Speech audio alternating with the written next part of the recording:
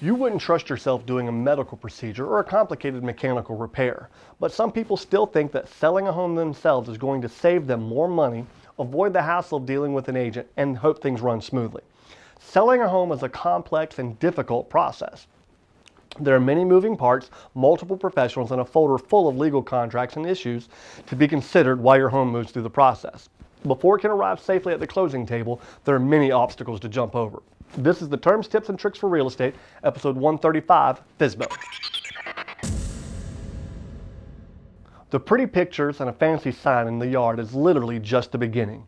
Taking attractive photos with the fancy camera, or the new iPhone, is a great start, but it's not a substitute for a professional. The sign is only a small part of the marketing plan.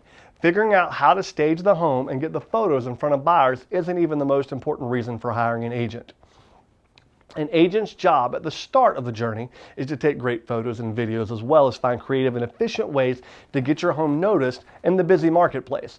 The rest of the process is a tricky downhill triple black diamond ski slope that can simply turn on a dime, leaving you without the skills needed to reach the end of the run injury-free.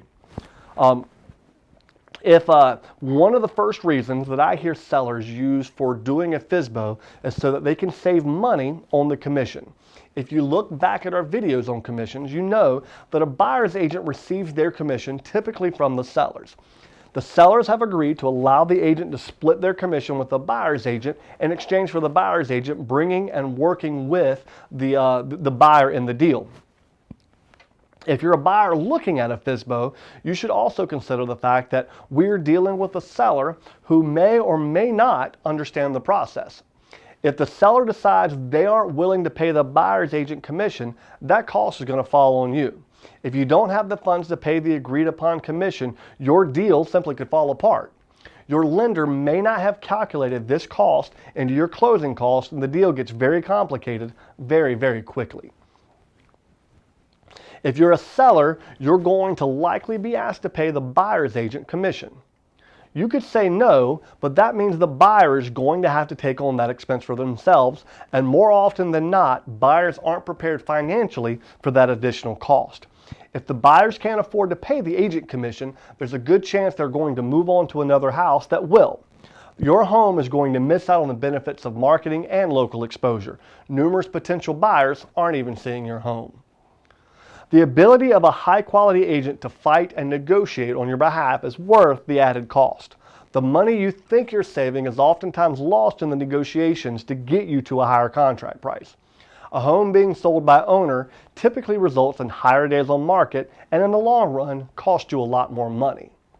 One of the main reasons I advise people to stay away from the FSBOs, whether a buyer or the seller, is the amount of contracts and paperwork in the legal process. They can be very complicated. The mountain of forms that must be filled out correctly alone can be a daunting task, and without representation, there's simply no one to guide and advise you when things turn ugly. Filling out the forms and disclosures incorrectly opens you up to numerous issues through the inspection process, the due diligence period, as well as closing. Let me be clear here. Good agents are worth every cent you pay for them to keep your deal moving forward, but not every agent is going to qualify. There are also certainly many sellers who have the experience in buying and selling homes that an agent is just not necessary. If you aren't careful in selecting a quality agent or determining if you have the skills needed, you open yourself up to a world of headaches and heartaches. It's not uncommon for a seller to agent up in the middle of the process because things just got a little complicated. It's also not uncommon for certain attorneys to not take a deal if one side doesn't have an agent because things just could open up both sides to a world of problems. If you like these videos, there's plenty more on my YouTube and Facebook page. Until next time, I'm Chris Whitehurst. Welcome home.